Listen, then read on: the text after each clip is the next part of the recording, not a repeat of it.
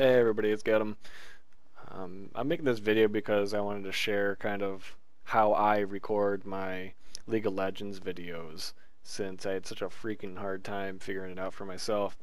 There's no other real videos or anything out there that I found. But this is the easiest way I figured out and the best way so far to get some high quality videos up on YouTube.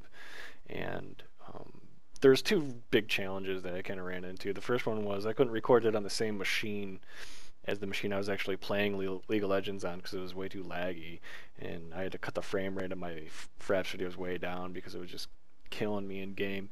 So I had to get it on another computer, and then I also really wanted to record it in directed mode, which is how it kind of follows different people around and not in first person view. So the challenge that brought up was since you're watching in directed mode, then I couldn't record my TeamSpeak conversations I had with the friends I was playing with, which is pretty much half the fun. You hear us ripping into each other. So, um, how do you play back a TeamSpeak recording that you had 3 minutes ago since the directed mode's on that delay?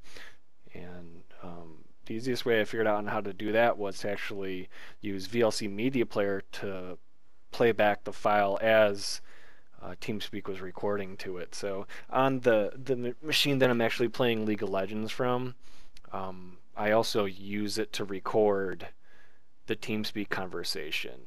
So what I'm doing here is you want to actually save the file to a shared network location, something that your other computer can save it to or play it from. And usually when I would hit save right now, I would start a stopwatch because you want to play it back exactly 3 minutes later. But for this video, I really don't give a crap. So I hit start, and I start my stopwatch, and then I would go over to the computer that I actually want to record from. So let's just pretend I'm moving over there now. And I would actually open up this TeamSpeak recording. So this is the file that's actually getting written to right now. You should see the file size actually go up.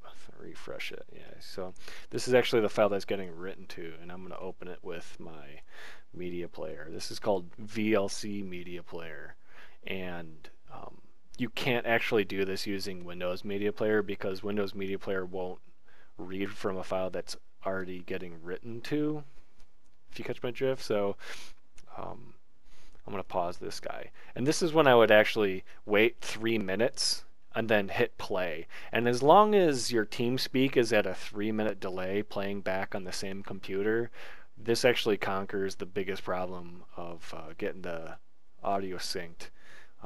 Some other stuff that I actually tried running was making the recording and not playing it back, and just making my Fraps video and then using something like Adobe Premiere or Sony Vegas to actually match the two files up and then save it out. And I found that was a huge pain in the ass to actually match up that crap and then save it off, and the encoding process was terrible and it was just a huge pain. So I figured as long as it's getting played back as a 3 minute delay, then I can skip that entire step, which is awesome. So I'm actually gonna pretend that it's been exactly 3 minutes, and if I was watching my stopwatch at exactly 3 minutes, I would hit the play button, and it would start playing it on a delay.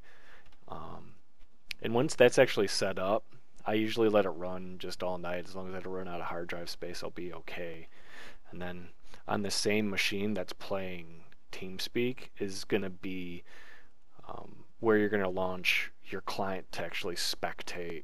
So I'm gonna launch that guy, and I'm going to use Fraps to actually record the video, but you can actually use whatever other recording type software you can use. You don't have to use exactly what I'm using here. So I'm going to find somebody here to spectate and fire it up. I also found out that running League of Legends in Windows mode while you're recording is a great way of getting the aspect ratio and then recording to exactly where you need it to be. So I actually record my movies in full size in either 15 or 20 FPS. Or you can, if your computer is pretty good, you can use 30 FPS. But once you've run it through the encoding, you usually don't really notice. You're also going to want to record the window sound, which is the sound from TeamSpeak and your game, and then you don't have to actually record your external mic input either.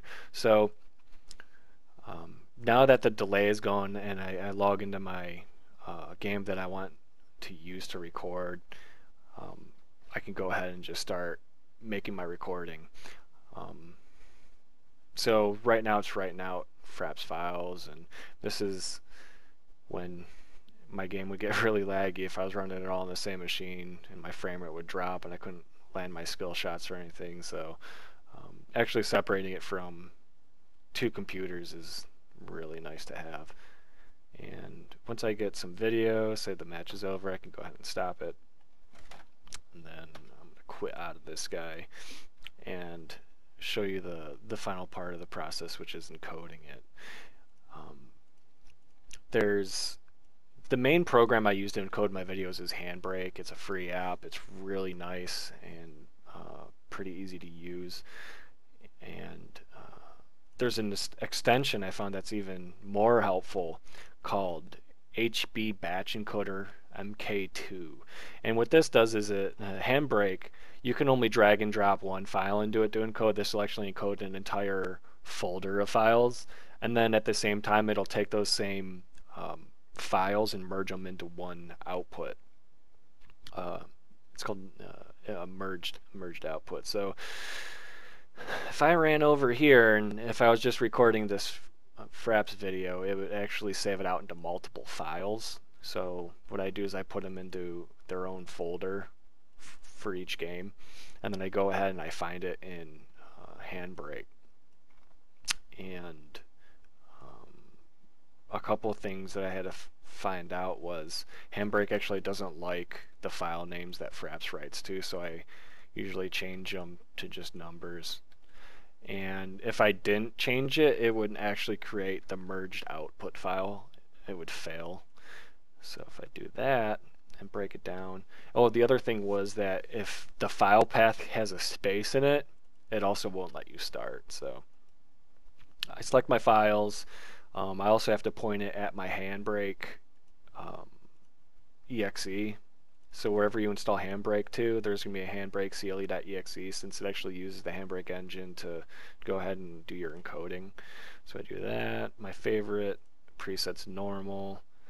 And from here, I would just click Start Batch, and it would start running through. And it would actually convert these huge, like 4 or 5 gig fraps files into something like 100 megs or 190 megs or so, and by the time you're done, you're converting like your 40 gig fraps video down to something that's like 1.5 gigs, which is great because you're gonna have to take the entire thing and upload it to YouTube or do whatever with it. So that's my process I actually take to get my recordings up on YouTube, and hopefully it helps you out a little bit in your process. If you guys have if you actually found an easier way to do this, I'm sure everybody would be curious. So let me know if you have any questions. Go ahead and post them. And thanks for watching.